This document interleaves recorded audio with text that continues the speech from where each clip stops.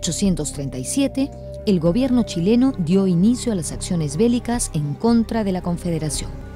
Colaboraron en esta empresa emigrados peruanos como Agustín Gamarra, Antonio Gutiérrez de la Fuente, Manuel Ignacio de Vivanco y el escritor Felipe Pardo y Aliaga, todos ellos repudiando la imagen autocrática de Santa Cruz.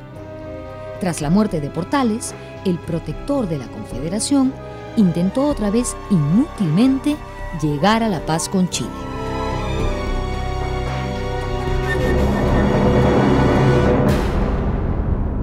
Uno de esos opositores a la Confederación, que es Ramón Castilla, es el político más importante del Perú después de la Confederación.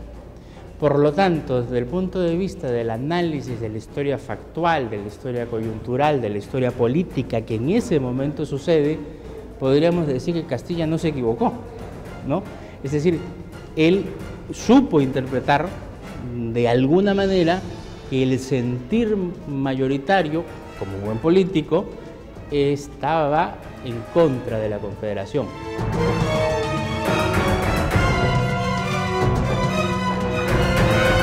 Si el principal opositor peruano al proyecto termina siendo, después de que fracasa el proyecto, el principal político del Perú hasta que se muere, significa que supo más o menos leer a la opinión pública del momento, ¿no?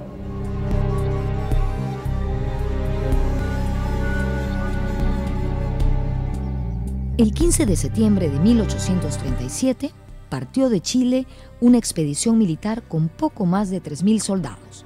Destino y fines: invadir el territorio confederado. La expedición fue llamada Restauradora, nombre que le dio el desaparecido ministro Portales. Su objetivo sería restaurar la situación limítrofe anterior a la formación de la Confederación. Los restauradores, al mando de Manuel Blanco Encalada, desembarcaron en el puerto arequipeño de Islay, llegando a Quilca. Blanco Encalada avanzó hasta Arequipa, donde fue recibido fríamente por el vecindario. Era octubre de 1837. Cuando llega la primera expedición restauradora a Arequipa, Arequipa le hace el vacío, ¿no? La ciudad está abandonada, la gente está acantonada en sus casas, no le quieren dar víveres, no le quieren dar ningún tipo de apoyo logístico, y entonces parece que esa fue una presión importante que siente Blanco Encalada para firmar el Tratado de Paucarpata, ¿no?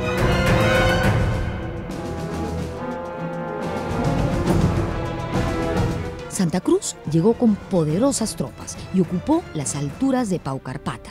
Tenía cercados a los invasores, pero cometió un grave error.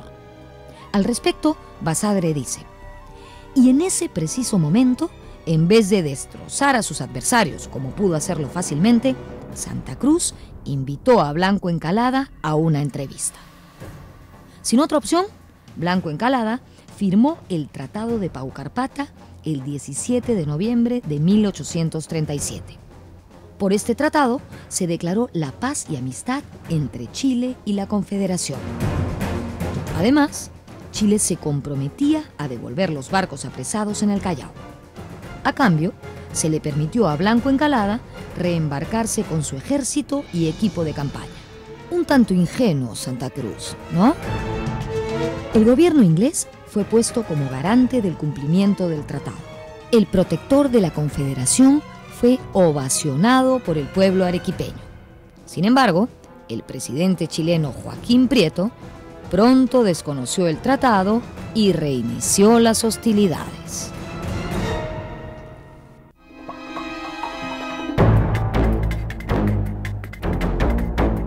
De hecho, cuando el gobierno chileno desconoce el Tratado de Paucarpata, en el que fue derrotado el ejército de Bulnes, Santa Cruz le escribe al primer ministro, que era Lord Palmerston, diciéndole que intervenga para hacer respetar este tratado que el gobierno chileno ahora pretendía desconocer. Lamentablemente, la Cancillería británica le responde a Santa Cruz diciéndole que la única manera en que el gobierno británico podría intervenir en este asunto era si los gobiernos de los dos países, es decir, el gobierno de la Confederación y el gobierno de Chile, piden su mediación, pero haciéndolo solamente una de las partes, no podían ellos intervenir. Me imagino que esta carta dejó helado a Santa Cruz y vio que el apoyo británico era más simbólico que real.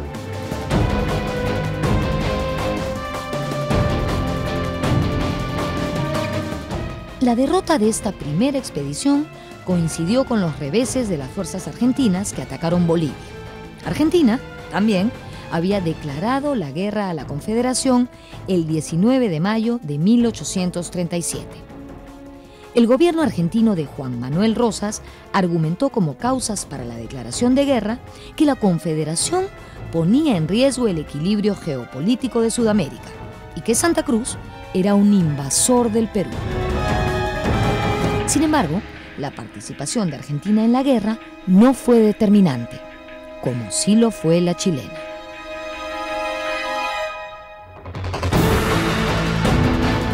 En la primera expedición restauradora, un error del mando chileno fue escoger Arequipa como objetivo.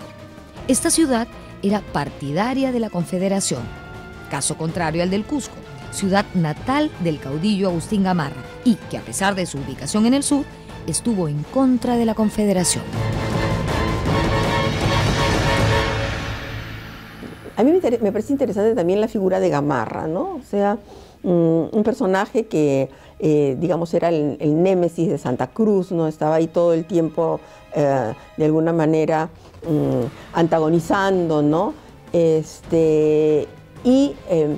Me parece interesante también el tipo de aliados que busca él en su afán por desestabilizar la Confederación, ¿no? O sea, busca un Rosas en Argentina, busca un Bulnes en Chile, busca a Flores en Ecuador, ¿no?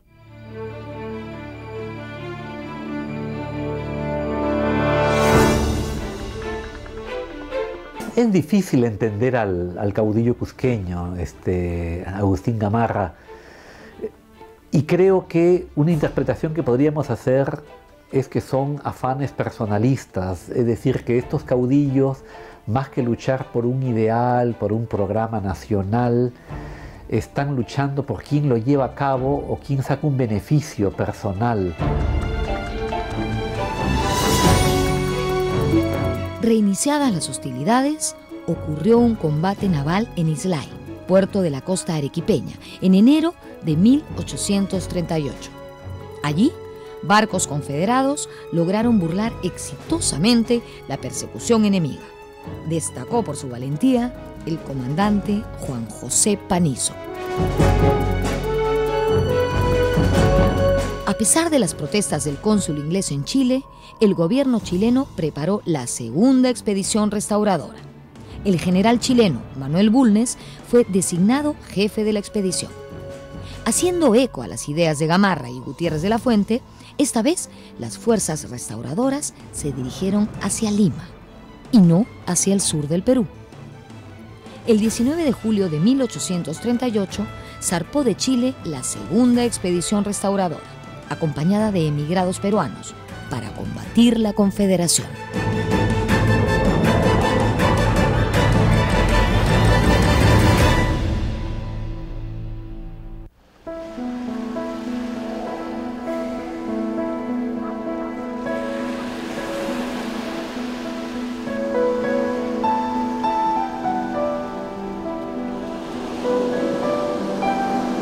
En las playas de Ancón, entre el 7 y el 8 de agosto de 1838, desembarcaron los 5.400 soldados de la segunda expedición restauradora al mando del general Manuel Bulnes.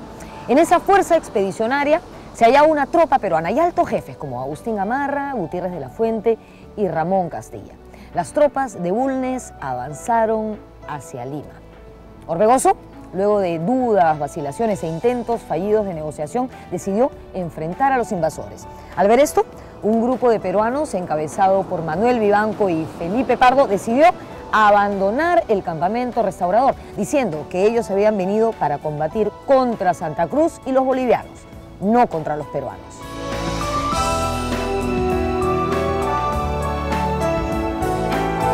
La zona norte del Perú se pronunció por la restauración. En Lima, Orbegoso, al mando de tropas poco numerosas, declaró rotas las negociaciones con los chilenos. Cerca de las antiguas murallas, en la portada de Guía, se realizó un encuentro entre tropas chilenas y las comandadas por Orbegoso y el general Domingo Nieto. Esto ocurrió el 21 de agosto de 1838. La victoria fue para los chilenos. Pocos meses después, sin pena ni gloria, Orbegoso dejaría el país. Era el final de su carrera política.